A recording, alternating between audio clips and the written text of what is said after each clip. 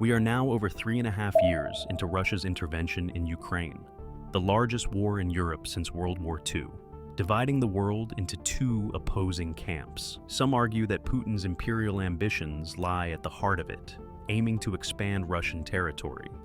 Others say Ukraine is just the beginning. Moldova, Poland, and the Baltics could be next. On the other hand, some view Russia's actions as defensive, a desperate attempt to push back NATO's advance. But Putin's war is not just about borders, not just about power. It's about something deeper, about identity, about ideology. Everyone in Russia must prepare for total war.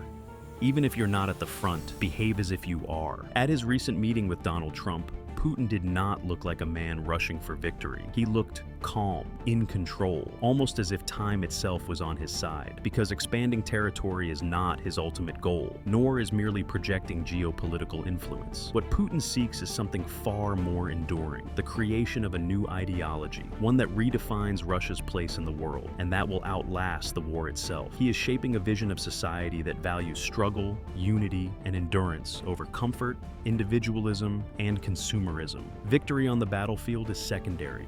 The war itself is a tool for national transformation. Let's break it down with the analysis of Professor Jiang.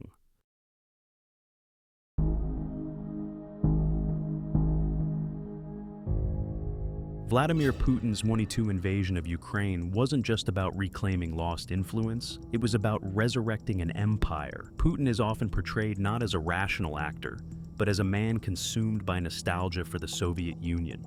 In this view, he is not only a geopolitical threat, he is a war criminal, responsible for atrocities against civilians and violations of international law. Ukraine's 2014 Maidan Revolution marked a turning point. The country pivoted toward the EU and NATO. For Putin, this was a direct threat, but the war is also about resources. Ukraine holds vast reserves of coal, natural gas, and rare earth metals, strategic assets Putin doesn't want falling into Western hands. And many fear Ukraine is only the beginning. Military deployments in Poland are rising. For the West, this war is about more than sovereignty. It is about resisting authoritarian expansion. Yet, what if Putin isn't just trying to win the war? What if he's trying to make it permanent? What if the conflict itself is a laboratory for an ideological experiment, testing whether a nation can be reshaped through struggle, discipline, and shared sacrifice?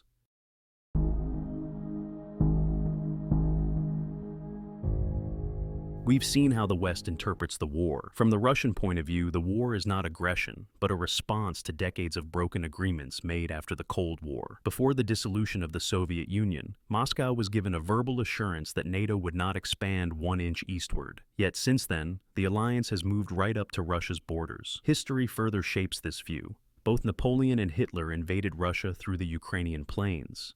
Ukraine and Belarus formed the start of the North European plain, which spreads deep into Russia.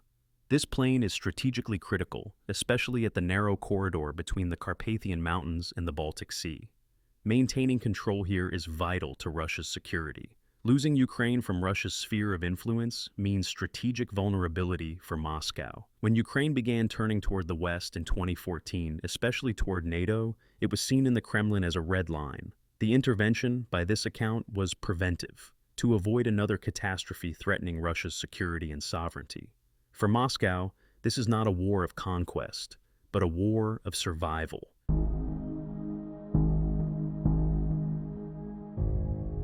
Vladimir Putin sees modern Russia as decaying. But what is it exactly that he wants to change in Russian society? It's not the sanctions, it's not the war.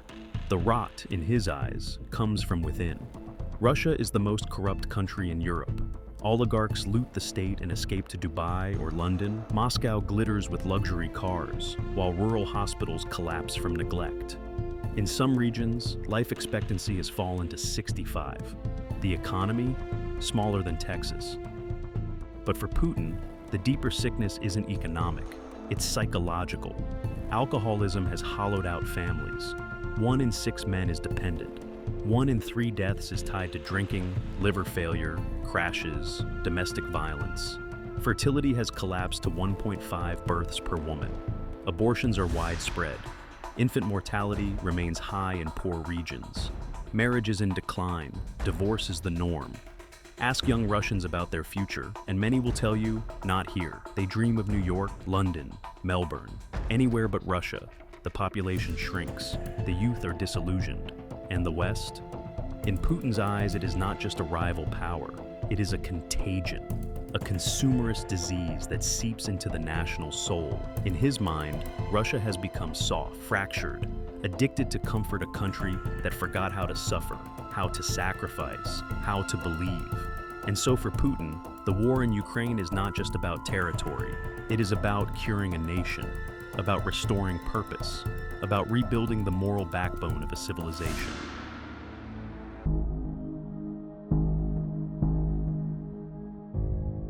So, where does Putin believe the real problem lies? What is the deeper cause of Russia's economic and social decay? For him, it's not just bad policy, it's ideology. After the fall of the USSR, he believes Russians were seduced by the West, by liberalism, by consumerism. Citizens stopped being citizens, they became shoppers. Politics was replaced by credit cards. Freedom came to mean indulgence. Consumerism, he believes, erodes willpower. It isolates individuals, it dulls a sense of higher purpose. It leaves a society incapable of endurance. So, he proposes a new ideal, a figure to replace the consumer, the warrior. The warrior finds meaning in struggle. He rejects the pursuit of comfort. He accepts pain, even seeks it as proof of strength. He doesn't escape reality, he confronts it head-on. And war, for Putin, is the ultimate confrontation. It is the crucible that can burn away weakness and forge the hardened, united nation he believes Russia must become.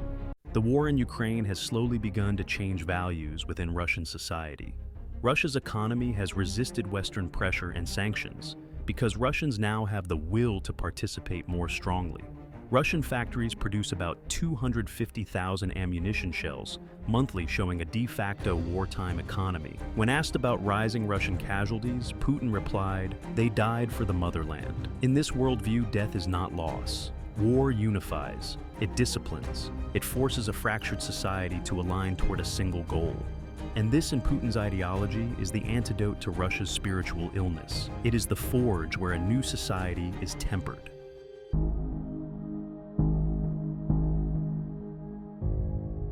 Has Putin's new approach managed to address Russia's social decay? Legal and cultural measures reinforce this shift. In 2023, the Russian Supreme Court declared the LGBT movement extremist, while state policy promotes higher birth rates and restricts abortion. Participants in the special military operation have become the new heroes of society. Alongside this, Z-patriotism has emerged as a powerful ideological trend. Promoted by veterans and patriotic figures, it shapes the national narrative to such an extent that Putin himself condemned certain media personalities after online backlash, showing the movement's growing influence. The education system mirrors this. Weekly flag-raising ceremonies, a new history textbook reshaping the memory of Ukraine's independence and perestroika, and mandatory courses on Russian statehood for students. Youth organizations like the Young Army instill military culture, discipline, and patriotic values. Together, these measures build a society centered on sacrifice, discipline, and collective purpose, the foundation of Putin's ideological experiment. Public opinion reflects both adaptation and fear.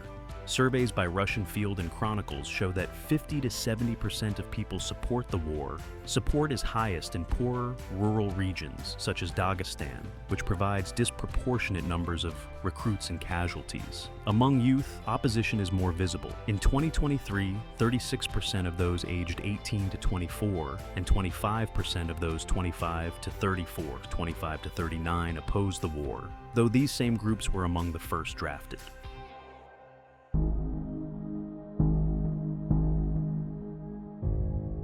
Maybe Putinism will collapse with Putin. Maybe it will outlive him. But one thing is certain. Putin has redefined war not as destruction, but as rebirth. Not as conquest, but as purification. Not as history's curse, but as Russia's salvation. And so the question remains, can a nation rediscover its soul through war? Can struggle, discipline, and sacrifice restore identity where comfort and consumerism failed? This video was created in alignment with the lessons and ideas taught by Professor Jiang Xueqin, as presented on his YouTube channel. We thank him for the inspiration and the insight that helped shape this work.